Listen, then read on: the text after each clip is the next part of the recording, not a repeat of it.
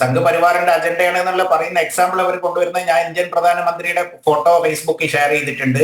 പിന്നെ ഞാൻ എന്താ പറയാ മറുനാടൻ മലയാളിയിലെ ചാനലിൽ പോയിട്ടാണ് പറഞ്ഞിരിക്കുന്നത്. ഈ രണ്ട് കാര്യങ്ങൾ അവർക്ക് മതി എന്നാ പറയുന്നത്. ഞാൻ സംഘപരിവാറാണ്, ഞാൻ BJP ആണ് എന്നുള്ളത്. ഇന്ത്യൻ പ്രധാനമന്ത്രി നമ്മളെ രാജ്യത്തിന്റെ എല്ലാവരുടെയും പ്രധാനമന്ത്രിയാണ്. അദ്ദേഹത്തിന്റെ ബർത്ത്ഡേ വന്നപ്പോൾ ഒരു കാർഡ് പോസ്റ്റ് ചെയ്തപ്പോൾ എന്റെ കമ്പനിയുടെ ഒരു ഡിസൈനർ പോസ്റ്റ് ചെയ്ത ഒരു ഇത് എടുത്തു വന്നിട്ടാണ് ഇപ്പൊ കാര്യങ്ങൾ സംസാരിച്ചുകൊണ്ടിരിക്കുന്നത്. ഇങ്ങനെയൊക്കെയാണ് കുറ്റപ്പെടുത്തിയിട്ട് ഈ ചർച്ച മറ്റ് മേഖലകളിലേക്ക് ഡൈവേർട്ട് ചെയ്തിട്ട് ഇത് മതപരമായ ഇതിന്റെ അകത്തേക്ക് കൊണ്ടുവന്നിട്ട് തമ്മിൽ തല്ലിപ്പിക്കാനുള്ള പരിപാടിയാണ് ഇപ്പൊ ഇവർ നടത്തിക്കൊണ്ടിരിക്കുന്നത്. ഇവർ ചെയ്യേണ്ടത് എന്താണ്? ഇവരുടെ പേരിൽ ആരോപണങ്ങൾ ഇല്ലെങ്കിൽ ഇവർക്ക് എന്തുകൊണ്ട് രാജേഷ് കൃഷ്ണനെ തള്ളി പറയാൻ പറ്റുന്നില്ല? ഇവർ എന്തുകൊണ്ട് ഒരു പാർട്ടിയുടെ ഒരു ഒഫീഷ്യൽ ചാനലുകളിലോ അല്ലെങ്കിൽ ഒരു അവരുടേതായ കമ്മ്യൂണിക്കേഷൻ വഴികളോ ചാനലുകളിലോ അവര് വ്യക്തമായിട്ട് കാര്യങ്ങൾ പറയുന്നില്ല? ഞങ്ങൾക്ക് ഓരോരുത്തർക്കും പറയാമല്ലോ. അവര് എല്ലാവർക്കും അവരുടേതായ ഫേസ്ബുക്ക് പേജുകളും മറ്റ് പല സോഷ്യൽ മീഡിയ പ്ലാറ്റ്ഫോംസും ഉണ്ട്. അതിനകത്ത് വന്നിട്ട് അവർക്ക് പറയാലോ ഞാനും ഇവനുമായിട്ട് ഒരു ബന്ധവും ഇല്ല, ഇതൊക്കെ നുണക്കഥകളാണ്. അങ്ങനെ ഈ കഴിഞ്ഞ 2 വർഷം 3 വർഷമായിട്ടും ഞാൻ ഇത്ര അധ്വാനിച്ചിട്ട് പോലും ഒരാൾ പോലും ഇവനെതിരെ ഒരു പോസ്റ്റ് പോലും ഇടാൻ തയ്യാറല്ല. അപ്പൊ അതിന്റെ ദുരൂഹതകൾ എന്താണെന്നുള്ളത് വെളിച്ചത്ത് വരണം.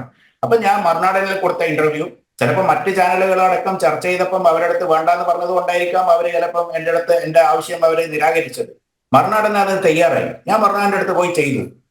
അപ്പം അവർക്ക് അത് പ്രശ്നമാണെന്ന് വന്നപ്പോൾ അത് ഇതിനകത്ത് മസാലകൾ ചേർത്തും കൊണ്ട് അത് വേറൊരു മേഖലയിലേക്ക് ഡൈവേർട്ട് ചെയ്ത് വിടുകയാണ് ഉണ്ടായിരിക്കുന്നത്.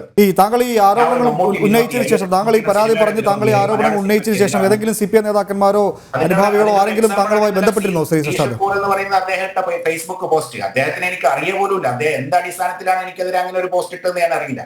അദ്ദേഹം ഒരു ആർട്ടിസ്റ്റാണ്. ഒരുവിധ നേതാക്കന്മാരായിട്ടെല്ലാം ഞാൻ ഡിസ്കഷൻ ചെയ്തിട്ടുണ്ട്. കാരണം എല്ലാവരും കോടിയേരി അഡ്മിറ്റ് ആയ സമയത്ത് അപ്പോളോയിൽ വരലുണ്ടായിരുന്നു.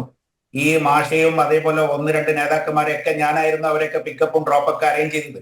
ഇവരൊക്കെ ഈ അവസരങ്ങളിൽ കിട്ടുന്നൊക്കെ ഞാൻ എന്റെ ഈ അവസരങ്ങളും ഈ കത്തിന്റെ കോപ്പിയൊക്കെ പേഴ്സണലായിട്ട് കൊടുത്തതാണ്. അല്ല, ഈ താങ്കളുടെ അഭിമുഖം പുറത്തു വന്ന് വലിയ ചർച്ചയിലേക്ക് വിവാദങ്ങളിലേക്ക് പോയതിനു ശേഷം ആരെങ്കിലും താങ്കളോട് ബന്ധപ്പെട്ടിരുന്നു? അറിഞ്ഞതുകൊണ്ട് ഞാൻ തുടക്കം മുതലേ അവന്റെ അടുത്ത് യാതൊരു ബന്ധവും ഇല്ല. സ്വരാജ് മാത്രമാണ് പറഞ്ഞത്. പിന്നെ MA ബേബിയും പറഞ്ഞു അവനെ പറ്റി ഒരുപാട് കംപ്ലൈന്റ് ഞങ്ങൾക്ക് കിട്ടിയിട്ടുണ്ട്.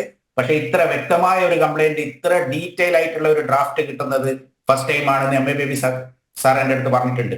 മറ്റു പലരും ശ്രീരാമകൃഷ്ണനൊക്കെ ഞാൻ പാർട്ടി കോൺഗ്രസിന്റെ വേദിയിൽ കണ്ടപ്പോ പുള്ളി ചിരിച്ചോണ്ട് പോവുകയാണ് ചെയ്ത് ഞാൻ ഇവനെ പറ്റി പറഞ്ഞപ്പോ.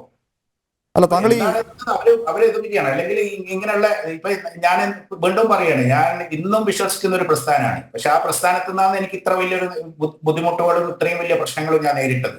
എന്നിട്ട് ഞാനൊരു പരാതി കൊടുത്തിട്ട് അതുപോലും അവർക്ക് അതിൻ്റെതായ രീതിയിൽ അന്വേഷിക്കാൻ പറ്റില്ല, അല്ല അവനെ തള്ളി പറയാൻ തയ്യാറില്ല. അപ്പൊ അതിനകത്ത് എന്താ മനസ്സിലാക്കുന്നത്? ഇവർക്കൊക്കെ ചിലപ്പം അവൻ പറഞ്ഞ പ്രകാരം പല വീഡിയോ ക്ലിപ്പുകളും കാര്യങ്ങളും ഉണ്ടോ ഇല്ലേ എന്നുള്ളത് നമ്മൾ സംശയിക്കേണ്ടതുണ്ട്. അല്ല, താങ്കളുടെ അഭിമുഖം പുറത്തു വന്നതിന് ശേഷം, വിവാദമായതിനു ശേഷം ഏതെങ്കിലും നേതാക്കന്മാരോ ഇടനിലക്കാരോ ആരെങ്കിലും ബന്ധപ്പെട്ടിരുന്നോ? ഇല്ല. കാരണം ഞാൻ ഇവിടെ ആയതുകൊണ്ട് ഈ കാര്യത്തിലൊന്നും ആരും ഇന്നത്തെ കാലത്ത് ഫോണിലൊന്നും സംസാരിക്കില്ല. കാരണം എല്ലാവർക്കും എല്ലാം ഇപ്പൊ ഇന്നലെയൊക്കെ എനിക്ക് ഒരുപാട് കോൾസ് വന്നിട്ടുണ്ട് അൺനോൺ നമ്പർ. ഞാൻ അതൊന്നും റെസ്പോണ്ട് ചെയ്യാൻ പോയിട്ടില്ല. കാരണം ബന്ധപ്പെടുമ്പോൾ ചിലപ്പോൾ അവർക്കൊക്കെ പേടിയുണ്ടാവും എന്തെങ്കിലും റെക്കോർഡോ കാര്യങ്ങൾ ഉണ്ടാവും എന്നുള്ളത്. അവരെന്നെ ബന്ധപ്പെടേണ്ട ആവശ്യമില്ലല്ലോ. അവർക്ക് അവരുടെ കാര്യങ്ങൾ എന്താന്നുള്ളത് അവർക്ക് പൊതുസമൂഹത്തോട് പറയാലോ. എനിക്കുണ്ടായതുപോലെ നാളെ വേറെ കേരളത്തിൽ വേറൊരു കുടുംബത്തിലോ അല്ലെ വേറൊരു സമൂഹത്തിലോ വേറൊരു വ്യക്തിക്കോ ഇങ്ങനെയുള്ള ഈ രാജേഷ് കൃഷ്ണന്മാരെ കൊണ്ട് ഒരു പ്രശ്നങ്ങൾ ഉണ്ടാവാൻ പാടില്ല. അതുകൊണ്ടാണ് ഞാൻ ഇത്രയും എന്റെ സമയങ്ങൾ മുഴുവൻ ചെലവഴിച്ച് ഞാൻ ഇതിനു വേണ്ടി കാശ് ചെലവാക്കി. എനിക്ക് വേറെ ഒരു ഇത് കിട്ടി. മറുനാടൻ മലയാളിയിൽ നിന്ന് ഞാൻ കാശ് വാങ്ങിച്ചിട്ടാണ് ഇന്റർവ്യൂ ചെയ്തത്. എന്റെ കാശ് എനിക്ക് ട്രിവാൻഡ്രം പോയി വന്നിട്ട് ആ ഇന്റർവ്യൂ ചെയ്യാൻ വേണ്ടി എനിക്ക് 10-25,000 രൂപ എന്റെ പോക്കറ്റിൽ നിന്ന് ചെലവാണ്.